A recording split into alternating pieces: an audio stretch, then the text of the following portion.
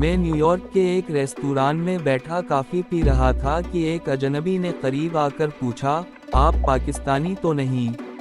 میرے ہاں کہتے ہی وہ بغیر کسی مزید سوال کے گلے ملے۔ انہوں نے میری قومیت سے زیادہ میرے پاکستانی ہونے کو اہمیت دی۔ یہ وہ جذبہ ہے جس کی قدر پردیس جا کر ہوتی ہے۔ میرا وطن پاکستان کتنا فراخ دل اور مہمان نواز ہے۔ اگر آپ کی گاڑی چھوٹ گئی ہے، شہر میں کوئی جاننے والا نہیں، اور ہوٹل کے لیے پیسے بھی نہیں، تو آپ پاکستان کے ریلوے پلیٹ فارم کے بینچ پر سکون سے رات گزار سکتے ہیں۔ اس کے برعکس، نیو یارک یا واشنگٹن میں ایسا کرنا ناممکن ہے۔ وہاں سیکیورٹی گارڈ آپ کو فوراً باہر پھینک دے گا۔ خدا کے لیے کبھی اپنے وطن پاکستان کی نعمتوں پر بھی غور کر لیا کریں۔ رحیم صاحب نے مجھے بتایا کہ ایک جاپانی سپاہی میری ہی تلاش میں آیا تھا، اور اس کے پاس میری تصویر بھی تھی۔ رنگون کے اخبار میں ملازمت اور سیاسی لوگوں کی کوٹھی میں میرے قیام نے جاپانیوں کو یقین دلا دیا تھا کہ میں کوئی خطرناک جاسوس اور تخریب کار ہوں۔ میری تلاش رنگون سے جکارتہ تک پہنچ چکی تھی۔ میں پریشان ہوا، لیکن رحیم صاحب نے میرے تحفظ کا ذمہ لے کر میری فکر دور کر دی۔ انہوں نے کہا، برخوردار اب تمہارا میرے ہوٹل میں کام کرنا ٹھیک نہیں۔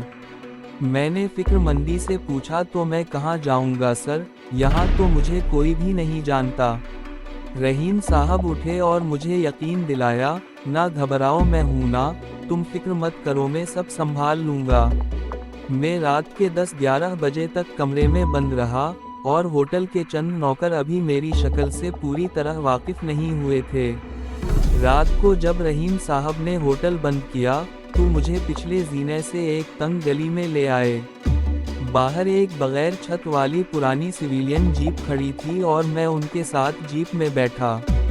جیپ جکارتہ کے بے رونق بازاروں سے گزرتی شہر کے باہر ایک تالاب کے پاس درختوں میں جا کر رکی۔ وہاں دو آدمی منہ سر لپیٹے، ایک پرانے ٹائپ کی فوجی جیپ کے ساتھ ہمارا انتظار کر رہے تھے۔ رحیم صاحب نے مجھے ایک طرف لے جا کر کہا، یہ لوگ تمہیں محفوظ جگہ پر لے جائیں گے۔ جب حالات ٹھیک ہوئے تو میں تمہیں واپس بلا لوں گا۔ انہوں نے مجھے ان دو آدمیوں کے حوالے کر دیا، جن کی شکل صورت اندھیرے میں نظر نہیں آ رہی تھی، لیکن ان کے کاندھوں پر برین گنیں لٹکی تھیں۔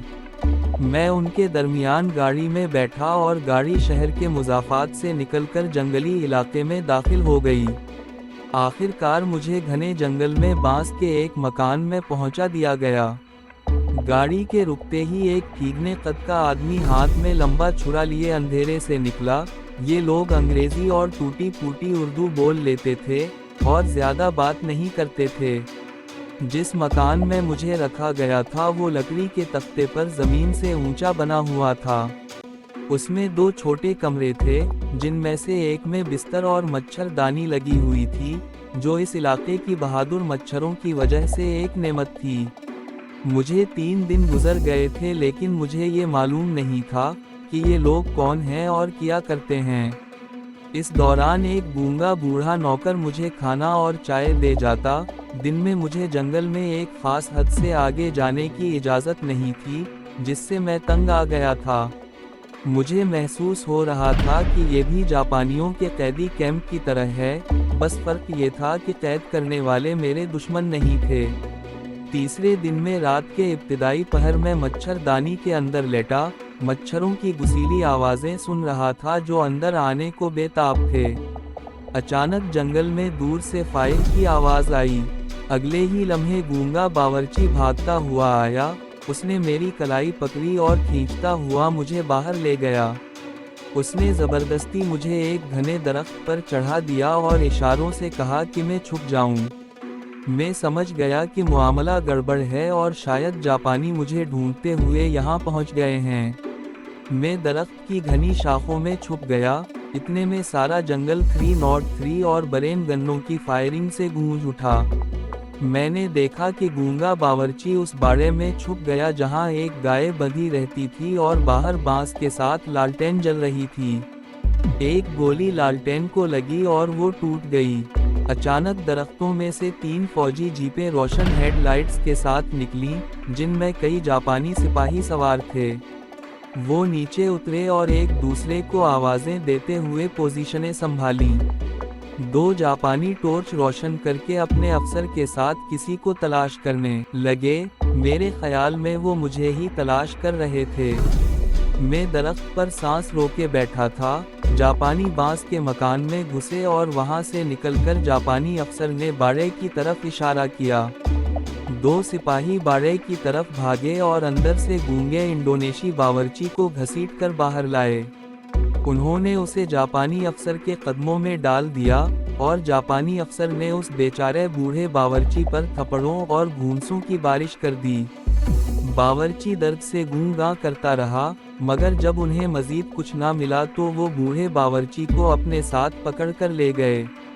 جب تک جاپانی فوجی جیپوں کی آواز جنگل میں بالکل غائب نہیں ہوئی، میں درخت میں ہی بیٹھا رہا۔ ایک بار پھر جنگل میں ہو کا عالم اور گہرا اندھیرا چھا گیا۔ میں درخت سے اترا اور بانس کے مکان میں جانے کی بجائے باڑے کے پاس ہی ایک جگہ چھپ کر بیٹھ گیا۔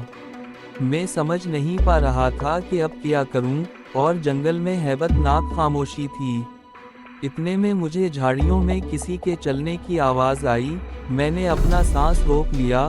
پھر کسی لڑکی کی آواز سنائی دی جو انگریزی میں کہہ رہی تھی، جاپانی چلے گئے ہیں۔ میں اندھیرے میں دیکھنے کی کوشش کرنے لگا۔ 3 انسانی سائے درختوں سے نکل کر سامنے آ گئے۔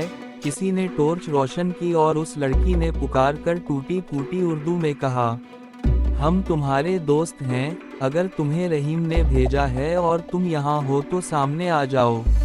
میں وہیں چپکا بیٹھا رہا۔ میرے ذہن میں یہ ڈر تھا کہ کہیں یہ بھی کوئی چال نہ ہو، یا کہیں یہ لوگ بھی جاپانیوں کے ایجنٹ نہ ہوں۔ جب لڑکی نے رحیم صاحب کا نام لیا تو میں باڑے سے باہر نکل آیا۔ لڑکی اور اس کے 2 ساتھی چھاپا مار گوریلوں کی وردی میں تھے۔ ان کے سیاہ بال کیپ سے باہر نکلے ہوئے تھے اور ٹارچ کی روشنی میں ان کے چہرے دکھائی دے رہے تھے۔ لڑکی میرے قریب آئی اور وہ ایک نوجوان تھی۔ چہرہ انڈونیشیا اور ملایا کی لڑکیوں جیسا تھا، مگر آنکھوں میں تیز چمک تھی۔ اس نے اردو میں میرا نام پوچھا۔ اس کے ایک ساتھی کا نام اللہ داد تھا اور وہ پنجابی تھا، اور اس کا تعلق انگریز فوج کی ایک پنجاب ریجیمنٹ سے تھا۔ اس نے انڈونیشی مسلمانوں پر گولی چلانے سے انکار کیا اور انگریز فوج چھوڑ کر انڈونیشی گوریلوں میں شامل ہو گیا، جو ڈچ اور اب جاپانیوں کے خلاف آزادی کی جنگ لڑ رہے تھے۔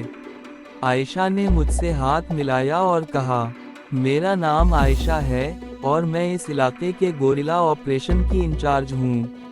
تم ہمارے ساتھ آؤ، کیونکہ صرف ہمارے پاس ہی تم محفوظ رہو گے۔ رحیم صاحب نے تمہارے بارے میں ہمیں سب کچھ بتا دیا ہے۔ سارے علاقے پر جاپانیوں کا قبضہ ہے اور وہ تمہاری تلاش میں ہیں۔ میں نے وضاحت کی کہ میں کوئی سیاسی آدمی نہیں ہوں اور نہ میرا کسی باغی گروہ سے تعلق رہا ہے۔ عائشہ نے کہا، جاپانی انٹیلی جنس کے مطابق تم رنگون میں اخبار کے دفتر میں کام کرتے رہے ہو، اور تمہارا قیام ایک سیاسی شخصیت کے ہاں بھی تھا۔ تم 3 مرتبہ جاپانیوں کی قید سے فرار ہو چکے ہو۔ جاپانیوں کو شک ہے کہ تمہارے پاس کچھ ایسے راز ہیں جن سے انہیں کلکتے پر قبضہ کرنے میں آسانی ہو جائے گی۔ میں حیرانی سے اس گوریلا لڑکی کی باتیں سنتا رہا۔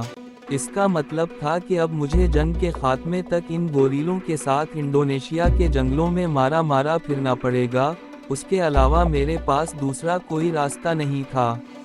میں نے عائشہ کو بتایا کہ یہاں جاپانی جیپوں میں آئے تھے، گولیاں چلائیں اور گونگے نوکر کو پکڑ کر لے گئے ہیں۔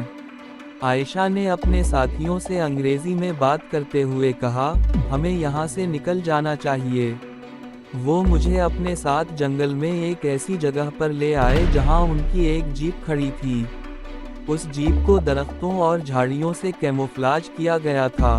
مختصراً میں ان حریت پسند گوریلوں کے خفیہ ٹھکانے پر پہنچ گیا۔ یہ ٹھکانہ جنگل میں ایک ایسی جگہ پر تھا جس کی ایک جانب سمندر تھا۔ سمندر کو دیکھ کر میرا دل خوش ہوا، کیونکہ اب میں جاپانیوں کی پہنچ سے دور تھا۔ गोरीलों के इस खुफिया ठिकाने पर आकर भी मैं एक तरह से कैद हो गया था। इसकी वजह ये थी कि मेरी फितरत अमन पसंद और मुहिम जुयाना थी। मेरा खाना बदोशी का शौक ही मुझे घर से भगाकर इन अजनबी मुल्कों में ले आया था। मेरे कोई सियासी अज़ाइम नहीं थे। सियासत, आमरीयत, इस्तिबदाद और साम्राज्यवाद जैसे बड़े अल्फाज मेरी समझ से बाहर थे। मेरी दिलचस्पी सिर्फ इन चीज़ों में थी: जंगल, दरिया और पहाड़, जुनूब मशरकी एशिया की मूसलाधार बारिशें, मअबदों में रक्स करती देवदासियाँ, अंधेरी रात में बांस की झोंपड़ी में बैठकर चाय पीना। यही वजह थी कि गोरीलों के ठिकाने पर तमाम सहूलियात के बावजूद मेरा जी घबराता था। मैं अक्सर अकेला समंदर के किनारे चला जाता और हदे निगाह तक फैले वसी समंदर को तकता रहता। मेरे दिल में आता कि किसी कश्ती में बैठकर गुमनाम जजीरों की तरफ निकल जाऊं। मैंने जुनूबी समंदरों के बहरी डाकुओं की कहानियां पढ़ रखी थी और बचपन से ख्वाहिश थी कि किसी कज़्ज़ाक़ों के जहाज़ में भर्ती हो जाऊं और टार्ज़न की तरह रसा पकड़कर खंजर दांतों में दबाए एक जहाज़ से दूसरे जहाज़ पर छलांग लगाऊं। अगरचे इन समंदरों को डाकुओं से पाक कर दिया गया था, मगर उन्हें देखने का शौक़ आज भी बाकी था। इस खुफिया ठिकाने पर गोरीले आते जाते रहते थे और असलहा लेकर जाते थे। गोरीला लड़की आयशा भी ऑपरेशंस के सिलसिले में अक्सर गायब रहती थी, मगर मैंने पंजाबी लांस नाइक अल्लाह दाद के साथ काफ़ी वक्त गुजारा। उसने बताया कि वो 1 साल से इंडोनेशी हुर्रियत पसंदों के साथ है और कई मार्कों में हिस्सा ले चुका है। अब वो ज़्यादातर उसी अड्डे पर रहता था जहां असलहे का भारी ज़ख़ीरा मौजूद था। अल्लाह दाद एक इबादत गुजार आदमी था जो नमाज के बाद वजीफ़ा भी करता था।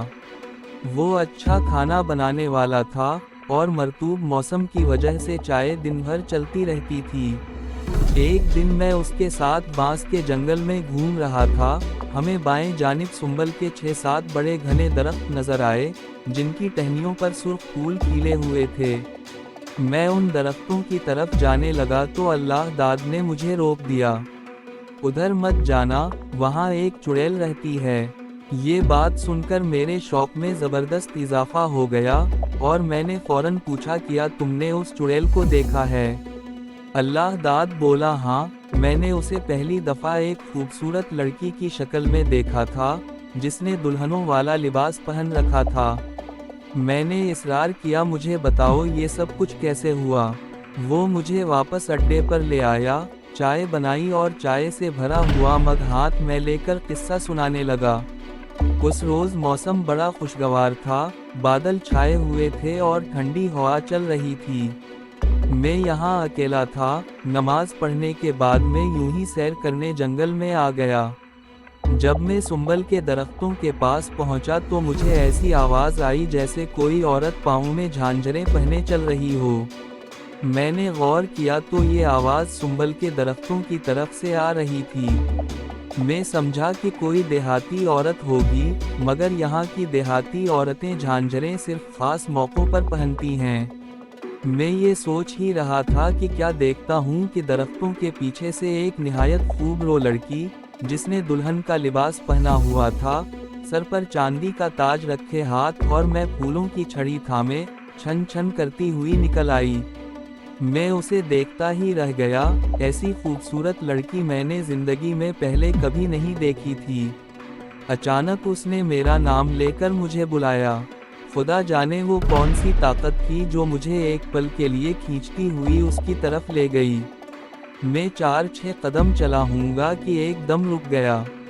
ये देखकर एक बार तो मुझे खौफ के मारे पसीना आ गया कि उस खूबसूरत दुल्हन के दोनों पाँव उल्टे थे। मुझे याद आया कि चुड़ैलों के पाँव उल्टे होते हैं और मैंने फौरन एक खास चीज़ पढ़नी शुरू कर दी। मैं वहीं खड़े खड़े मुंह में पढ़ रहा था और लड़की की तरफ फूंके मारता जा रहा था।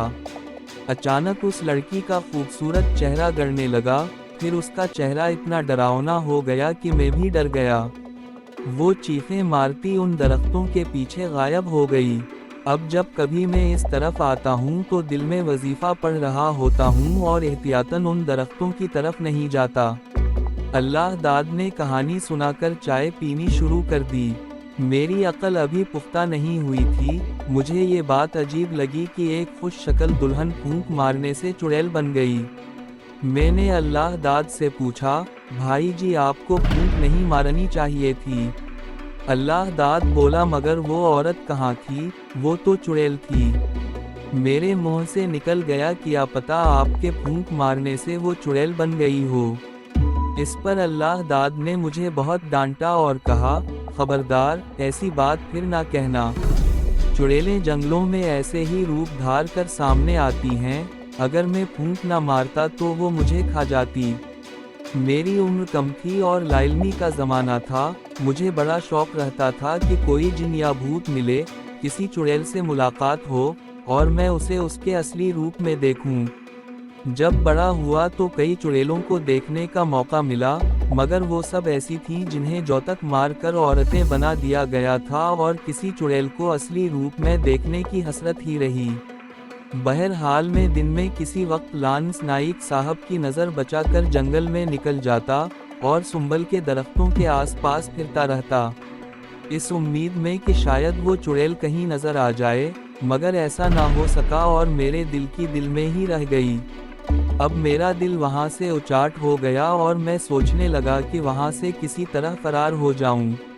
میرے لیے یہ ایک ایسی جیل تھی جس کی کوئی دیوار نہیں تھی، لیکن وہاں سے باہر نکلنے کا کوئی راستہ بھی نظر نہیں آتا تھا۔ آخر قسمت نے میرا ساتھ دیا اور مجھے ایک موقع مل گیا۔ امید ہے کہ آپ کو ہماری ویڈیو پسند آئی ہوگی۔ اچھی لگی تو لائک اور کومنٹ کر کے ہماری حوصلہ افزائی کریں اور اپنے دوستوں کے ساتھ شیئر کریں۔ اور نئی کہانیوں کے لیے چینل کو سبسکرائب کرنا نہ بھولیں۔